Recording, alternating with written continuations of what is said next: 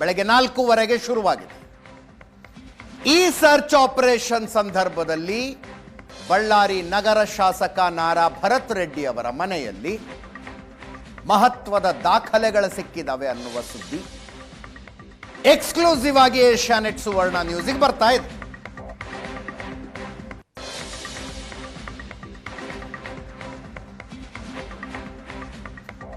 ಬಳ್ಳಾರಿ ನಗರ ವಿಧಾನಸಭಾ ಕ್ಷೇತ್ರದಲ್ಲಿ ಚುನಾವಣೆಗೆ 42 ಕೋಟಿ ಖರ್ಚು ಮಾಡಿರುವುದರ ಲೆಕ್ಕ ಸಿಕ್ಕಿದೆಯಂತೆ. 2023 ವಿಧಾನಸಭಾ ಚುನಾವಣೆಯಲ್ಲಿ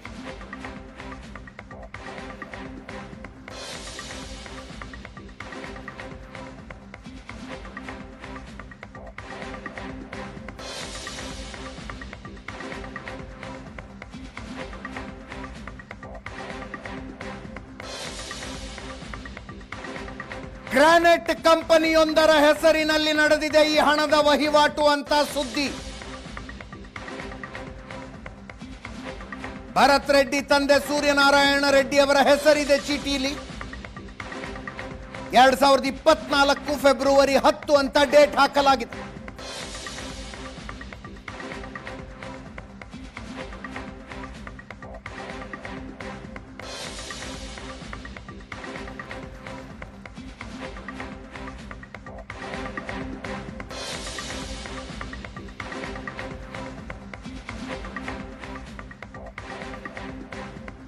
ಲೆಕ್ಕ ಬರೆದಿಟ್ಟ ಹಾಳೆಯನ್ನ ನೀವು ನೋಡ್ತಾ ಇದ್ದೀರಿ.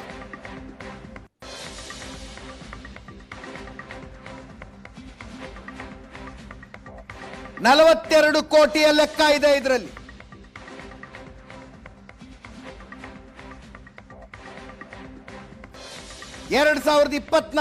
ಫೆಬ್ರವರಿ 10ನೇ ತಾರೀಖಿನ ದಿನಾಂಕ ಇದೆ. ಭರತ್ ರೆಡ್ಡಿ ಅವರ ತಂದೆ ಸೂರ್ಯನಾರಾಯಣ ರೆಡ್ಡಿ ಅವರ ಹೆಸರಿದೆ. ಇದರ ಬಗ್ಗೆ ವಿಚಾರಿಸಲಾಗಿ ಅದು ಗ್ರಾನೈಟ್ ವ್ಯವಹಾರದ ಲೆಕ್ಕ ಅಂತ ನಾರಾ ಭರತ್ ರೆಡ್ಡಿ ಅವರು ಇಡಿಗೆ ಎಕ್ಸ್ಪ್ಲನೇಷನ್ ಕೊಟ್ಟಿದ್ದಾರಂತೆ. ಗ್ರಾನೈಟ್ ವ್ಯವಹಾರದ ಲೆಕ್ಕ ಇದು ಅಂತ.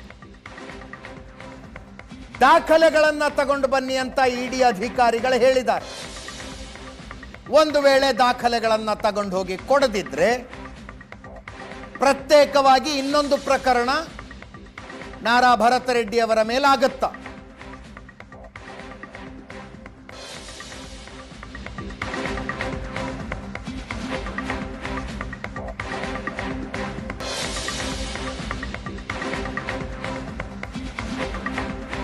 ಈ 42 ಕೋಟಿ ಲೆಕ್ಕಕ್ಕೆ ವಿವರಣೆ ಕೊಡದೆ ಹೋದ್ರೆ ಬೇರೆ ಇನ್ನೊಂದು ಕೇಸ್ ಮಾಡಿಕೊಳ್ತಾರ. ಮನೆಯಲ್ಲಿ ಸಿಕ್ಕಿದೆ ಎನ್ನಲಾದ ಯಾವುದೋ ಒಂದು ಚೀಟಿ ಮೇಲೆಲ್ಲ ಕೇಸ್ ಮಾಡೋದಕ್ಕೆ ಹೊರಟ್ರೆ ಭರತ್ ರೆಡ್ಡಿ ಅವರಿಗೆ ಅದನ್ನು ಪ್ರಶ್ನೆ ಮಾಡೋದಕ್ಕೆ 100 ಕಾನೂನಾತ್ಮಕ ಅವಕಾಶಗಳಿದ್ದಾವೆ. ಇಷ್ಟರ ಆಧಾರದ ಮೇಲೆ ಕೇಸೇ ಆಗ್ಬಿಡುತ್ತಾ? I doubt.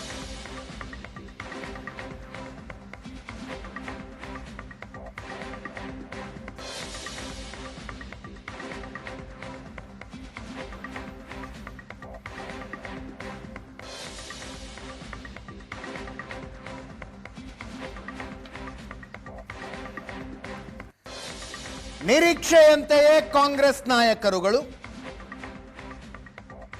ಇದೊಂದು ರಾಜಕೀಯ ಪ್ರೇರಿತ ದಾಳಿ ಅಂತ ಇದ್ದಾರೆ.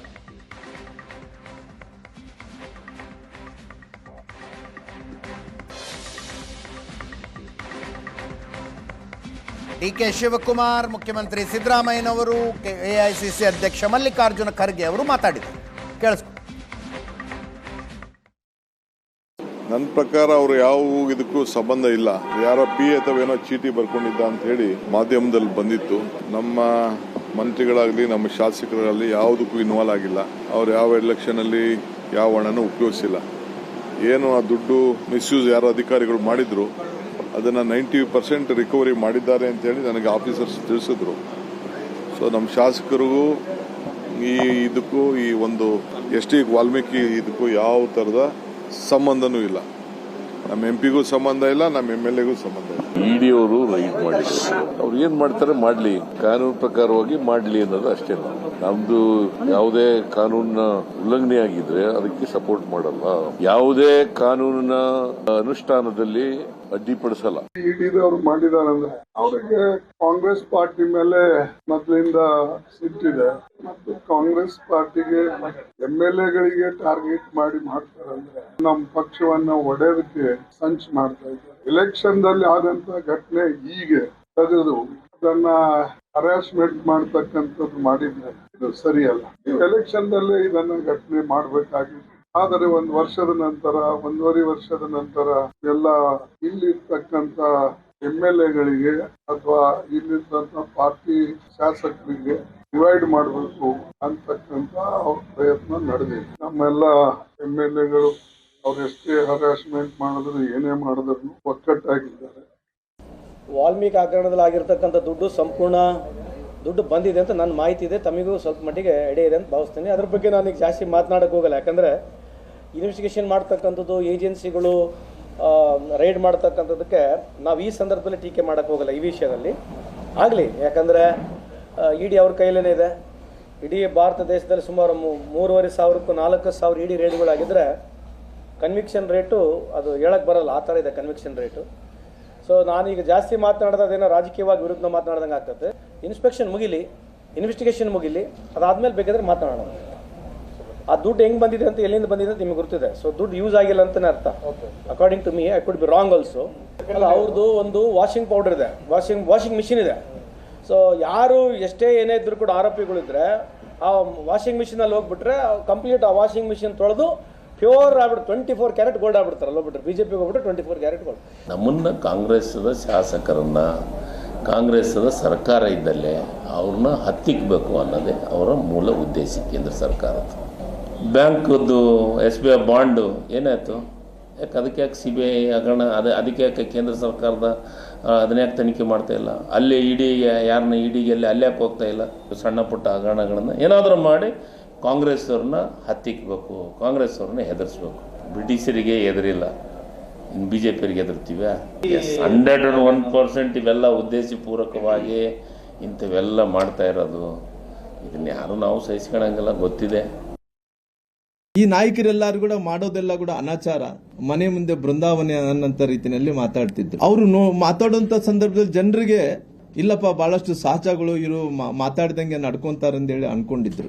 ಈ ಹಿಂದಗಡೆ ಯಾರು ಮಹಾನಾಯಕರಿದ್ದಾರೆ ಇವತ್ತು ಏನಿತ್ತು? ಪರಿಶಿಷ್ಟ ಜಾತಿ ಪರಿಶಿಷ್ಟ ಪಂಗಡಗಳ ಮಕ್ಕಳ ವಿದ್ಯಾರ್ಥಿಯ ಪ್ರೋತ್ಸಾಹನ, ಸ್ಕಾಲರ್ಶಿಪ್ ಹಣ, ಅವ್ರಿಗೆ ಬೇಕಾದಂತ ಗಂಗಾ ಕಲ್ಯಾಣಿ ಯೋಜನೆ ಹಣ, ಸಾಕಷ್ಟು ಮಂದಿ ಬಡವರಿಗೆ ಎಲ್ಲ ಯೋಜನೆಗಳು ಬೇಕಾದಂತ ಹಣವನ್ನು ಇವರು ನೀರನ್ನು ಕುಡಿದು ಬಿಟ್ರು. ಈ ಹಣ ಎಲ್ಲ ಕೂಡ ಇವತ್ತು ಎಲ್ಲೆಲ್ಲೋ ಹೈದರಾಬಾದ್ ಅಲ್ಲಿ ಅಲ್ಲಿ ಡ್ರಾ ಮಾಡಿ ಅದೆಲ್ಲ ಕೂಡ ರಾಜಕಾರಣಕ್ಕೆ ಬಳಸ್ಕೊಂಡಾರ. ಇವತ್ತು ದೊಡ್ಡ ದುರಂತವನ್ನು ನಡೆದೋಗಿದೆ. ಆಕಸ್ಮಿಕವಾಗಿ ಅವ್ರಿಗೇನ ಮಾನ ಮರ್ಯಾದೆ ಇದ್ರಿಗಿನ ಅವ್ರ ಸ್ಥಾನದಿಂದ ಏನಕ್ಕಿದ್ರೆ ಎಲ್ಲರೂ ಕೂಡ ರಾಜೀನಾಮೆ ಕೊಡಬೇಕಾಗುತ್ತೆ. ಇಡಿ ತನ್ನ FIR ನಲ್ಲಿ ಇದನ್ನ ಚುನಾವಣೆಗೆ ಬಳಕೆ ಮಾಡಿಕೊಂಡಿದ್ದಾರೆ, ಬೇರೆ ಬೇರೆ ಕಡೆಗೆ ಹಣ ದುರ್ಬಳಕೆ ಆಗಿದೆ ಅಂತ ಹೇಳಿ FIR ನಲ್ಲಿ ಸೇರಿಸಿತ್ತು. ಆದ್ರೆ ಕಾಂಗ್ರೆಸ್ ಸರ್ಕಾರ ಇದನ್ನ FIR ನಲ್ಲಿ ಸ್ವತಃ ನಾಗೇಂದ್ರ ಅವರ ಹೆಸರನ್ನು ಬಿಟ್ಟಿದ್ರು. ಅಂದ್ರೆ ಇಡೀ ಪ್ರಕರಣವನ್ನ ಮುಚ್ಚಾಕುವಂತ ಪ್ರಯತ್ನವನ್ನ ರಾಜ್ಯ ಸರ್ಕಾರ ಮಾಡಿತ್ತು. ಆದ್ರೆ ಇಡಿ ತನಿಖೆ ಸರಿಯಾಗಿ ನಡೆದಿತ್ತು. ಮತ್ತು ಇಡೀ ಚುನಾವಣೆಯನ್ನ ವಾಲ್ಮೀಕಿ ನಿಗಮದ ಹಣದ ಮುಖಾಂತರವೇ ಬಳ್ಳಾರಿಯ ಚುನಾವಣೆ ನಡೆದಿತ್ತು ಅನ್ನೋದು ಸ್ಪಷ್ಟ ಆಗಿದೆ. ಇನ್ನಷ್ಟು ತನಿಖೆ ತೀವ್ರಗೊಳ್ಳಬೇಕು ನಾವು ಆಗ್ರಹಿಸ್ತೇವೆ, ನಿರೀಕ್ಷೆ ಮಾಡ್ತಾ ಇದ್ದೇವೆ. ಶೀಘ್ರ ಇದು ಬೇಗ ಬೆಳಕಿಗೆ ಬರಲಿ.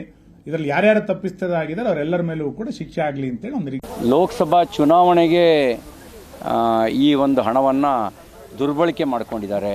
ಈಗ ಇಡಿ ರೈಡ್ ಮಾಡಿರೋದನ್ನು ನಾನು ಸ್ವಾಗತಿಸ್ತೇನೆ. ತಪ್ಪು ಮಾಡಿದವ್ರಿಗೆ ಶಿಕ್ಷೆ ಆಗಲಿ.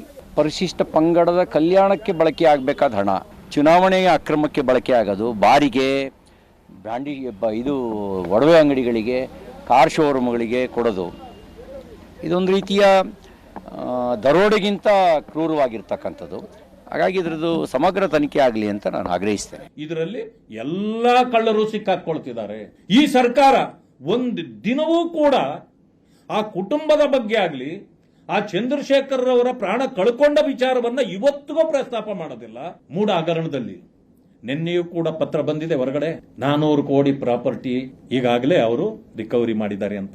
ಇದನ್ನ ಅರ್ಥ ಮಾಡ್ಕೊಳ್ಳದೆ ನೀವು ಪದೇ ಪದೇ ಕೇಂದ್ರ ಸರ್ಕಾರವನ್ನು ದೂರ್ತಕ್ಕಂಥದ್ದು ಸರಿಯಲ್ಲ.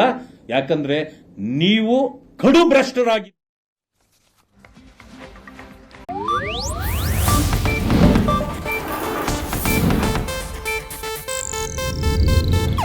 ಇದು ಏಷ್ಯಾನೆಟ್ ನ್ಯೂಸ್ ನೆಟ್ವರ್ಕ್ ಪ್ರಸ್ತುತಿ.